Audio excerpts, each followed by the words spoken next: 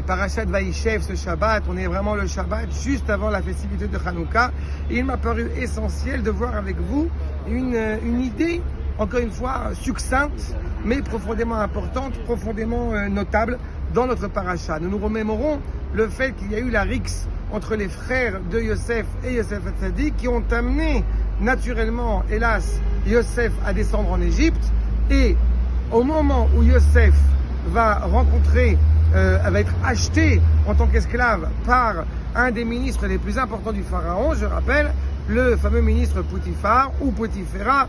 Il est toujours malheureusement usuel de rappeler que Poutifar était incapable d'avoir des enfants justement pour des raisons purement biologiques que nous savons, et son épouse va tenter Yosef Hatzadik. Et je tiens à mettre en évidence, Rabotai, un élément ici qui me paraît fondamental. Le premier, c'est que quand on nous dépeint la personnalité de la femme de Potiphar, on parle d'une femme extrêmement belle, extrêmement riche, qui avait toutes les raisons de pouvoir, effectivement, j'ai envie de dire, trouver grâce aux yeux de tous les hommes.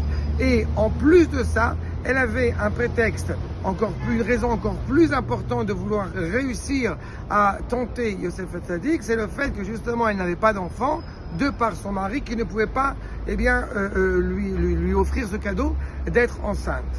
Et alors, Yosef Hatzadik, alors à peine âgé de 17 ans, ne va pas hésiter une seule seconde, et cela va être tout au long de sa vie, quand nous l'appelons Yosef Hatzadik, cela met en évidence son identité si importante, si fascinante, si exceptionnelle. Eh bien, le verset va nous dire « Vaïmaen vayomer el eshet Adonav ». Nous nous interrogeons sur le fait que Yosef ait refusé en y amenant une raison à ce refus. On est souvent confronté à cette problématique où nous devons essayer autour de nous de trouver un bon prétexte pour ne pas participer à quelque chose d'erroné, à quelque chose d'inapproprié vis-à-vis d'Akadosh Baruch Hu. Et justement, il y a dans la cantillation de la Torah, il y a ce qu'on appelle la shalchelet. C'est un trait comme ça triplé, et il nous rappelle d'abord et avant tout, après cette shalchelet, après ce refus inévitable, ce refus convaincu, cerné, fier de pouvoir se laisser avoir par la femme de Potiphar, après il donnera une raison à ce refus. Mais il y a il y a un arrêt après justement ce refus, en expliquant, comme je l'ai dit, le pourquoi du refus.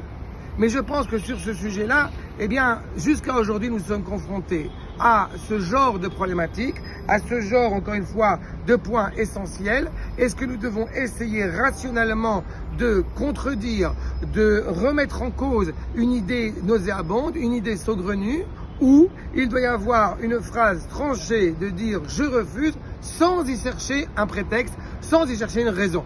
Ce qu'on retrouve chez Yosef Hatzadik, on le retrouve aussi à Hanouka. Le moment où ces Grecs ont voulu souiller la sainteté au sein du Beth Midrash des Maccabim, les Maccabim ne vont pas réfléchir 3 heures si cela est légitime ou non de donner une explication de pourquoi nous n'accepterions pas cette impureté grecque au sein du Beth Midrash. Ils sortent, ils combattent, ils sortent, ils se battent. Après, on réfléchira sur les raisons peut-être plus nuancées qui vont nous permettre de comprendre ce qu'il y a à accepter ou à refuser chez cette culture, qu'elle soit grecque ou qu'elle soit égyptienne. Tout au long de notre vie, à la fois à l'échelle de notre peuple, à la fois à l'échelle familiale, dans l'éducation que nous offrons à nos enfants, il m'apparaît fondamental de ne pas hésiter, par confiance envers Akadosh Baruch Hu, à oser utiliser un mot « non, cela n'est pas concevable » pour servir honorablement Akadosh Baruch Hu, et c'est seulement après que nous fournirons justement, éventuellement des explications. Parfois, quand on va commencer à donner une explication rationnelle, alors la personne qui est en face, elle va se préoccuper d'essayer de cautionner ou de justifier ou d'essayer d'argumenter avec la vérité du propos. C'est exactement ce qui se passe avec Yosef Hatzadik. Toute la problématique de la femme de Potiphar, c'est que justement, elle n'a pas trouvé à argumenter. Elle a dû elle s'est sortie blessée dans son ego, et par conséquent, Yosef, effectivement, se retrouvera en prison pendant au moins 2 ans. Mais dans ces années-là, eh bien, on va voir assez rapidement la grandeur de Yosef, puisque justement, cette droiture, cette cohérence inévitable chez Yosef Hatzadik, c'est ce qui lui permettra d'être le numéro 2 du Pharaon. Je rappelle, et je conclurai avec ce point, que quand on remémore les 4 éléments les quatre espèces que nous regroupons à la fête de Sukkot, eh bien, nous mettons en évidence que celui qui est rattaché au Lulav, c'est justement Yosef Hatzadik.